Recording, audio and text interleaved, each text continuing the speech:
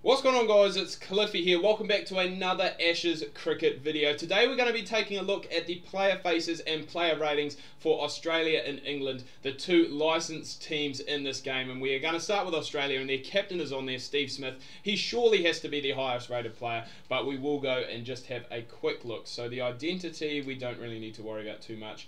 The lineups and the... Actually, I might have a look at the uniforms just to see. So that's very cool, the 2020 and the ODI alternate, which kind of looks like a bit of a South African kit, to be fair. But anyway, managing the squad. So we're going to start off first. We've actually stayed in that awful green alternate kit, but that's all right. That will do absolutely fine. So the first player we're looking at is Steve Smith, the captain. 94 rated. He would have to be one of the highest rated players in this game. He is the cover star as well for the Australian version of the game. He's got 78 batting, 18 bowling. So his bowling is a little bit there, and he probably could bowl you the odd over if needed, and 85 fielding, which is very good. We now move on to the top bowler in the Australian side, which is Mitchell Starc. His player likeness looks very good, it must be said. 29 batting, which is a little bit to be desired, because he is probably a bit better than that. 72 bowling and 82 fielding rounds him out. Glenn Maxwell is a very big surprise to me to be rated 89 overall. He does only have 69 batting, 46 bowling and 82 fielding, but his player face does look very good. This guy was actually at the MCG, I think last week sometime, launching the game and playing with some of the Melbourne YouTubers, along with Ian Healy, and I think Ross from Big Ant was there as well. Next, move on to David Warner, 86.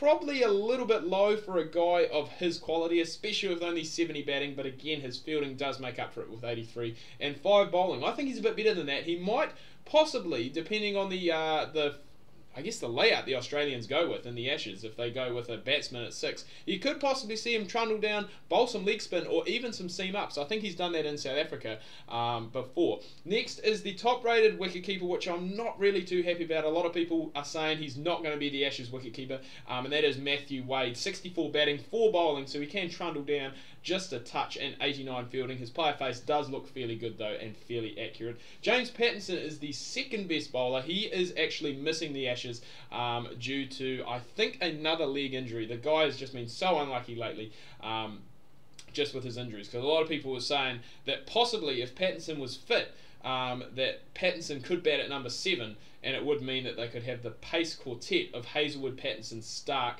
and Cummins, who we'll get to in just a moment, possibly there along with Nathan Lyons. So, and then have your wicketkeeper, probably Matthew Wade, Peter Handscomb. Cam Bancroft could almost fit into that as well.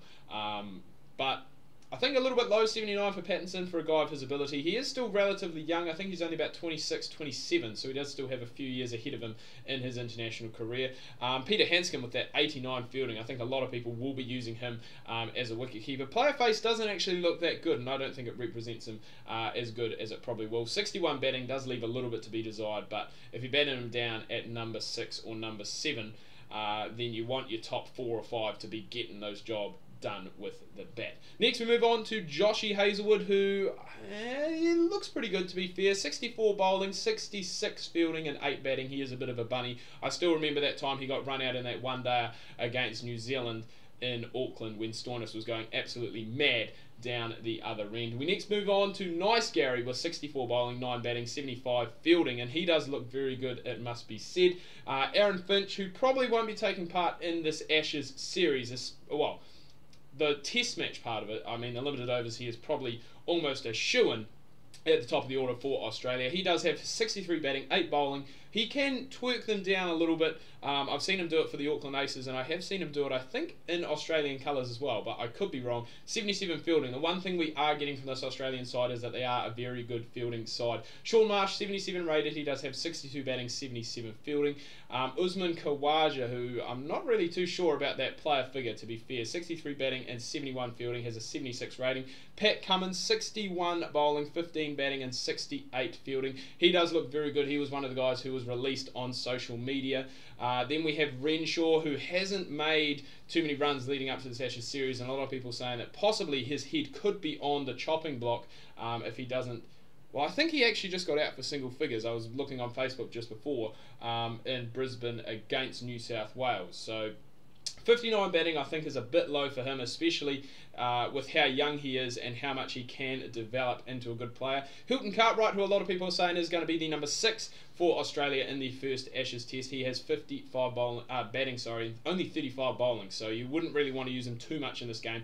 81 fielding though, and as I said, it is a big... the fielding side of this Australian team is very, very good. We do have Kuntanile, who is 28 batting, 55 bowling and 77 fielding. Big John Hastings, who I think he's retired from first class cricket for Victoria. I think he's still playing one dayers and 2020s. But really, I guess a guy who plays around the world now. All-rounder, he could be very useful as well with that 38 batting and 69 fielding. Chris Lynn, one half of the Bash brothers, who have been reunited in the Pakistani Super League as well. 56 batting and 71 fielding. Peter Neville, 91 fielding, so he is the top fielder, especially for a wicketkeeper. But that 49 batting could turn a few people off using his player in this game. Next, we've got Travis Head with 56 batting, 72 fielding. Obviously, the young gunner's player face does look too bad. Adam Zampa, he's got the headband going on. Just 53 bowling. He is better than that, in my opinion. 73 fielding. Again, the fielding concept of this Australian side is very good. We do have Sean Abbott with 52 bowling and 78 fielding.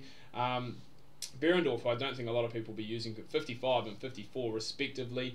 Steve O'Keefe, 69, the backup to Nathan Lyon. Could possibly use him if you were doing a career or a tournament, obviously in the subcontinent with Australia. If not, I would definitely go with Nathan Lyon. Stoinis, 43 batting and 36 bowling.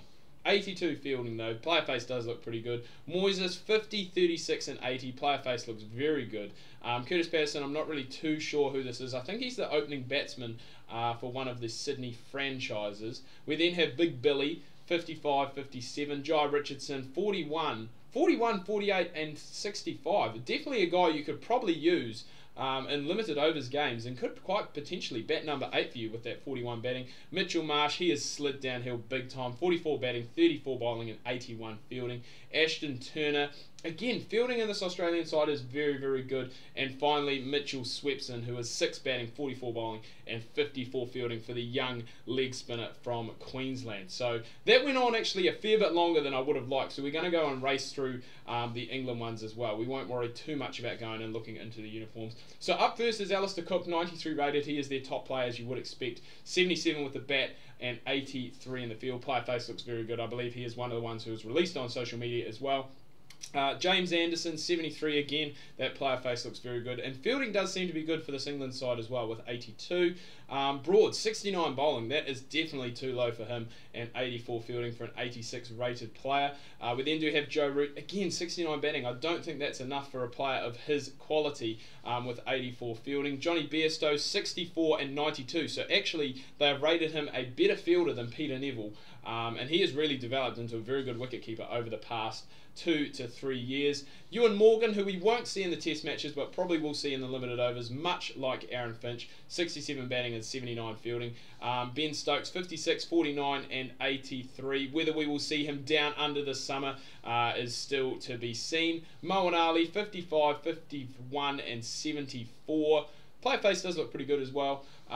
Rashid, who we won't probably see, I would have to say, in the test, but probably, again, limited overside, he will come into his own. 63 bowling to back up his 82 fielding. Stephen Finn, who has gone home, that player face is absolutely horrible, so we're just going to move away from that. Gary Ballance, who is in the side, a lot of people saying he's going to get slaughtered in Australia once again. 60 batting and 83 fielding. Chris Wokes, only having 4 batting, which is very strange because this guy, a lot of people are saying, is potentially going to bat above Moeen Ali, I guess in place of Ben Stokes in this side. He's going to be probably the 4th seamer in the team. 79 bowling, which is very good, but only 66 fielding is a bit of a letdown. Butler with 56 batting, 91 fielding, so his keeping is very good in this game as well. Hales with 59 and 81. Liam Plunkett, 59 and 72. David Willey does look like a fairly decent all-rounder, to be fair. That bowling should, however, be a lot higher with only 51. 47 with the bat, though, so he can get you some runs in that lower order. And 72 with the field. Mark Wood, 57 and 79. Sam Billings, he won't be taking part in the test matches, but we probably will see him in the 2020 colours opening the innings. Toby Roland Jones, I believe he is injured as well. The England team is just falling completely apart due to injuries. Jason Roy, who is in, I'm pretty sure he's in. No, I'm thinking of James Vince. He will play in the one days, no doubt, with his 56 batting. Jake Ball, who I don't know a whole lot about. Keaton Jennings, who hasn't been included in the squad. I think scored 100 over in India when England just went over and played them there not too long ago. Ben Foakes, who does seem to be another wicketkeeper. They seem to have plenty of them. David Malan, whose name I can never pronounce properly, 54 batting, 73 fielding, so not too bad. Craig Overton, who probably a lot of people are saying is going to be inside that seeming quartet for the English. He does only have, however, 39 bowling this game, but does have some good batting. Alistair Cook's opening batter, 56 for Stoneman. James Vince, who a lot of people saying is going to bat at number 3. He only has 55 batting. Mason Crane, 49 bowling. And Liam Dawson, 57 and 81. So I'm going to finish things up there, guys. Do let me know what you think of the player ratings. Is there anyone who has been, I guess, overpowered a whole lot? I think Glenn Maxwell is one of them. Or is there someone who has been underpowered quite a lot? And there definitely probably are a few of them. So let me know that down below in the comments. We'll have a gameplay video coming to you guys 7 o'clock, so the normal upload time. So make sure you go and keep an eye out for that. If you have enjoyed this video, make sure you give it a thumbs up, give it a like if you are new. Please do subscribe to keep completely up to date with all the Ashes content that is coming out on this channel over the next couple of weeks. And until next time, ka kite anoa, see you soon.